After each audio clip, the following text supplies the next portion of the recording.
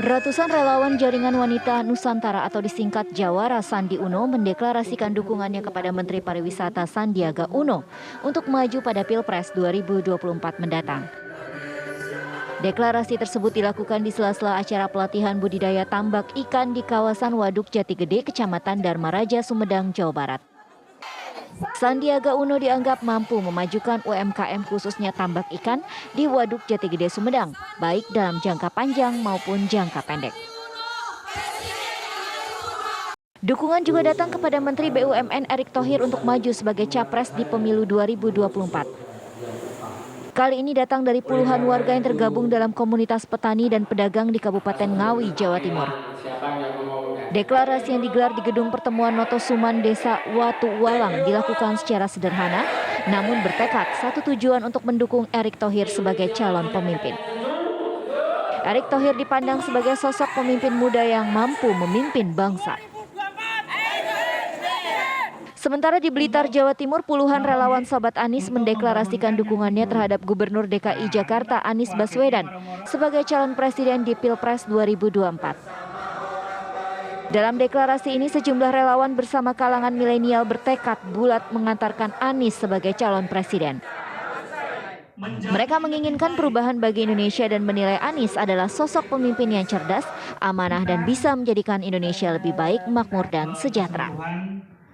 Tim TV One mengabarkan. Sobat Anies Blitar, Sobat Anies Blitar. Ya, dukungan banyak ya, Via. Tadi dukungan kepada Erick Thohir, kemudian Sandi, Anies Baswedan. Oh, dukungan partainya nih. Dukungan partainya kemana nih? Mas Adi, kalau melihat sebenarnya kalau survei kan sebenarnya Ganjar cukup tinggi saat ini. Berarti masyarakat menerima dong settingan capresnya Ganjar gitu ya melalui media sosial. Ya, saya kira soal pencapresan 2024 itu kan variabelnya dua. Pertama, variabel publik. Minimal itu bisa diukur dari survei-survei yang berkembang ya. Survei itu kan tidak lebih dari sekedar potret bagaimana situasi politik menurut masyarakat umum. Orang biasa, menurut petani, menurut nelayan, dan seterusnya. Saat ini memang sejak bulan Januari sampai sekarang, Ganjar itu sudah bisa melampaui Prabowo Subianto yang sebelumnya menjadi raja survei. Ada Ganjar, kemudian Prabowo, ada Anies. Tapi ini kan masih dalam rentan margin of error, selisihnya tidak terlampau jauh, 3%, 4%. Artinya ke depan ini masih cukup dinamis soal siapapun. Artinya siapapun nanti yang punya kepentingan untuk mengusung capres, pastinya yang masuk 3 besar ini pasti memiliki magnet politik elektoral ya, Rati dan Fadil. Karena kenapa? Suara publik ada di situ. Yang kedua, kita juga tidak bisa menutup mata, ada variabel partai politik. Undang-Undang Pemilu nomor 7 2017 mengatakan capres dan cawapres adalah mereka yang diusung oleh partai atau gabungan partai politik yang menggenapi ambang batas presiden 20%. Itu nggak bisa ditawar.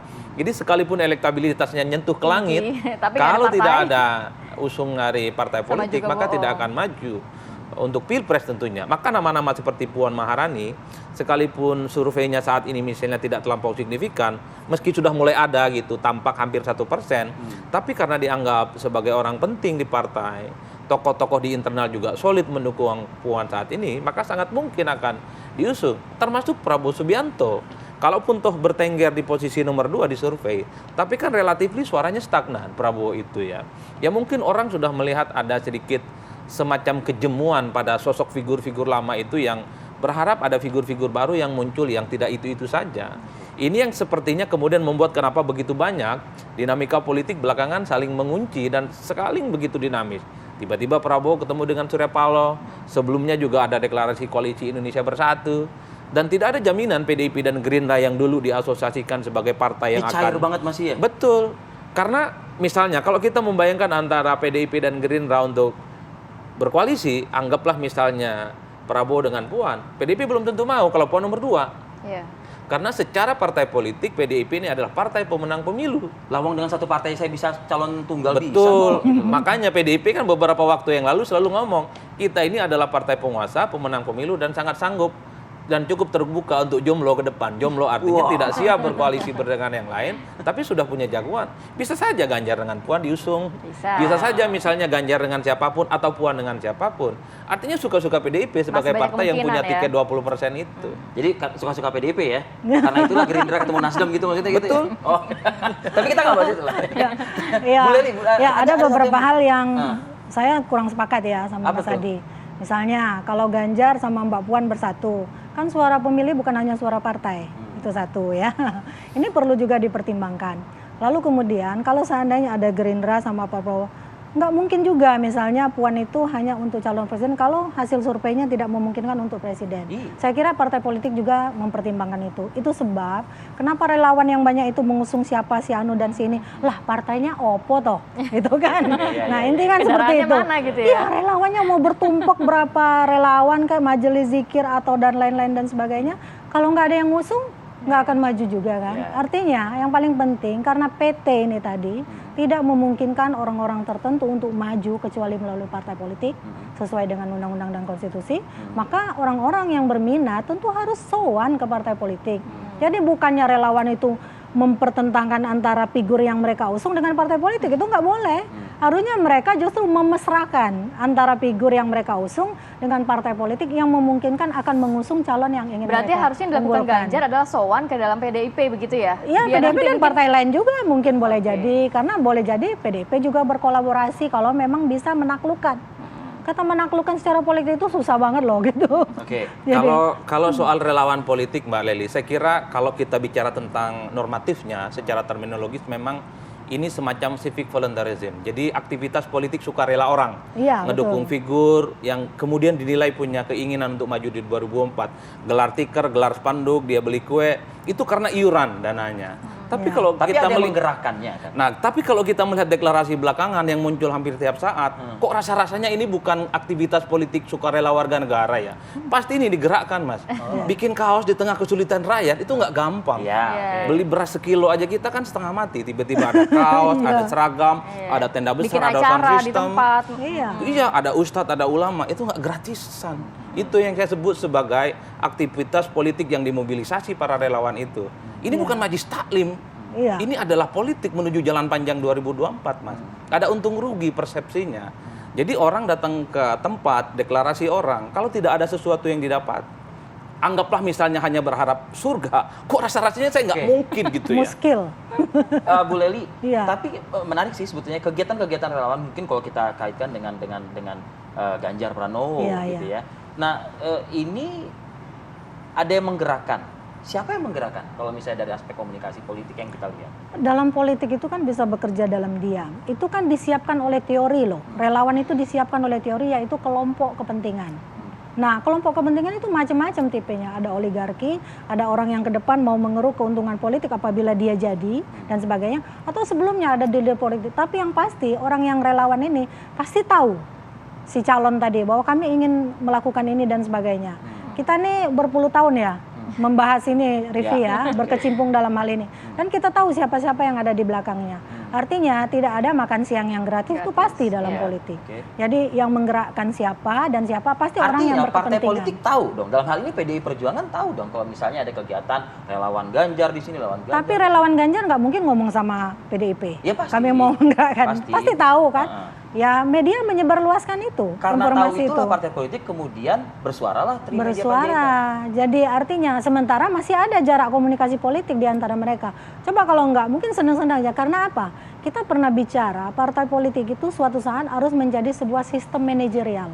Kalau Rivi dari partai A, Rivi nggak perlu ngomong saya dari partai apa. Tapi setiap hari Rivi ngomong di TV, di media, nulis sumbangan ini itu dan sebagainya. Orang baru nanya, itu siapa ya? Ini kayaknya cocok nih mikirin rakyat terus. Oh namanya Arif Adil, Strategi panggilannya marketing Rivi, begitu ya, Bu, ya? partainya ini. Harusnya kan seperti itu. Oke. Lah ini kan itu tidak terjadi pada Ganjar. Oke. Baik. Kalau Apa saya ingin sebab membaca gitu kan? konteks ya, ingin membaca konteks artinya ini Ganjar sudah lama tidak dikritik oleh teman-temannya sendiri. Tapi tiba-tiba belakangan Pak Trimet misalnya mengkritik. Saya melihat konteksnya. Ini tentu tidak terlepas dari acara Projo kemarin yang ada Jokowi dan ada Ganjar. Sekalipun Harus di counter nih gitu. Sekalipun Jokowi ngomong ojo ke susu, Iya. tapi kan statement politiknya bersayap. Ya. Meski mungkin orang yang akan kita usung ada di sini, itu kan mengacu kepada Ganjar Pranowo, nggak mungkin ke Pak Muldoko di situ. Kan ada juga Pak Muldoko soalnya. Inilah yang sepertinya membuat ketersinggungan politik dari teman-teman PDIP yang saya kira saat ini cukup konsisten mendukung Puan untuk 2024, Mas. Maka kritiknya cukup serius dan cukup substantif. Nanya apa yang sudah dilakukan oleh Ganjar selain aktif di medsos. Itu bagi saya adalah bentuk Masyarakat ketersinggungan kan udah pinter, Mas politik. Hadi. Udah Kalau pinter, tadi bener. kan Anda menyinggung soal survei. masyarakat kan juga pinter juga. Modalnya Menilai. ini baru mencapai 1%. Sedangkan yang ini sudah di 3%. posisi 1 begitu loh. Kalau Nggak kalau itu leading. tidak ada perdebatan, kalau itu tidak ada perdebatan, sebelum ada fatwa politik resmi dari Ketua Umum Megawati Soekarno Putri sebagai veto player di partai, maka tim sukses Puan, siapapun orangnya, masih punya harapan besar bahwa nantinya yang akan diusung adalah Puan Maharani. Ya, Ganjar boleh menjulang, kalau tidak diusung misalnya Percuma. menjadi persoalan. Makanya partai-partai yang lain kalau kita melihat blok-blok di luar PDIP itu sedang menyiapkan karpet juga buat Ganjar. Misalnya nih, Koalisi Indonesia Bersatu, Ya. ada Ganjar juga di situ. Iya, iya. Kemudian ketika misalnya Pak Surya Paloh bicara tentang kemungkinan capres, ada Ganjar Baik, juga di baik. situ. Nah, Artinya apa? Kemungkinan Ganjar tidak diusung oleh PDIP cukup terbuka. Ada partai-partai lain yang kemudian disiapkan. Karena memang kompetisi Pilpres itu partai itu hanya sebatas untuk tiket, Iya. tapi persoalan pesona politik itu pada orangnya, Oke. pada figur, tapi tidak pada partai. Ini yang menurut saya cukup dinamis. Tapi ingat, setahu saya, orang-orang yang keluar dari PDIP ataupun keluar dari partai itu agak jarang moncer. Sudah terbukti elit-elit PDIP itu ya yang keluar dari PDIP tidak sehebat Oke, waktu dia jadi di alangkah PDIP. baiknya komunikasi internal PDIP begitu ya, dua Diselesain politisi dulu, senior ini diperbaiki iya. dulu begitu, sehingga Iya. yang mencuat ke publik tidak tuding-tudingan Masih begitu ingat ya, Via. ketika Ganjar di awal-awal jadi gubernur, dia menyelesaikan kasus yang timbangan apa itu yang pungutan Ya, liar betul. aja dipuji-puji kan oleh Ya, partai. oke. Begitu dia masuk periode 2 juga dipuji-puji. Sekarang kan persoalan beda. Baik, Ayo, ada yang kita dipuji-puji terjebak. lain ini Formula E ya. Terima kasih banyak Mas Ya, Adi. sama-sama. Terima kasih Terima banyak kasih, Bu Mas Leli. Adi. Bu Leli, terima kasih waktunya.